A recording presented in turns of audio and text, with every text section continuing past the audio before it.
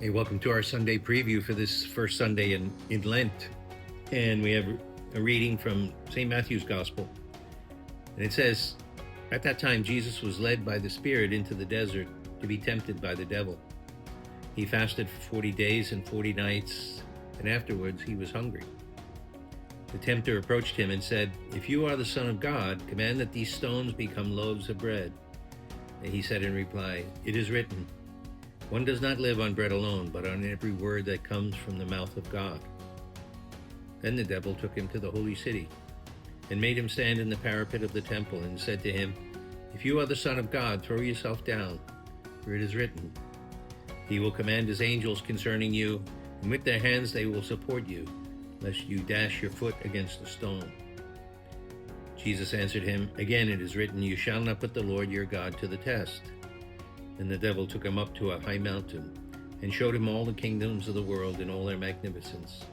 And he said to him, 'All these I shall give to you, if you will prostrate yourself and worship me.'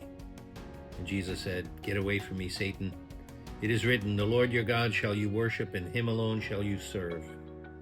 And then the devil left him, and behold, the angels came and ministered to him."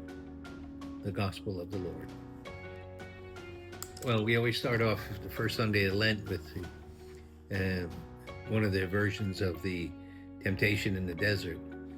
And this comes after Jesus' baptism, and he goes out to the desert for 40 days to do penance, to prepare himself for his public mission.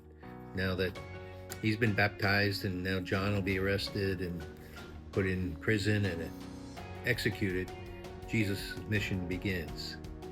But it's a sign that whenever we're on mission, whenever we're active in our faith, there's going to be temptations. There's going to be the devil trying to stop us. And in Jesus' case, he faces these three classic temptations. First, a temptation to turn the stone into a loaf of bread. And that's a temptation to comfort and pleasure and cutting yourself some slack. We all face that, and we need that discipline to be able to stay focused on the mission that God has for us. And when Jesus rejects that temptation, and the devil comes back and promises him all the kingdoms of the world if he'll just bow down and obey him. And that's a temptation to pride, right? To be in control, to have everybody do what you say, to have power. And we're all susceptible to that, especially as we get older.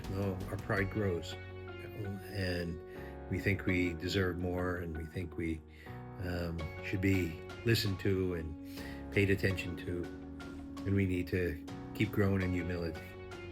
And then the final temptation, where he takes Jesus up on the parapet of the temple and says, "Throw yourself down." That for Jesus was the temptation, just to make a big show of things, right? To overwhelm people with maybe miracles that would razzle-dazzle them. And that's the temptation of vanity. And that's something we all have to be on guard for, especially when we're successful. To show off, to worry about the applause of people rather than to please God and him alone. And so as we get into our Lenten season, let's remember these three main temptations of love of comfort or lust, pride, and vanity. The devil's never going to stop. It says at the end here that the devil left him to return at the appointed hour, and that would be the Garden of Gethsemane.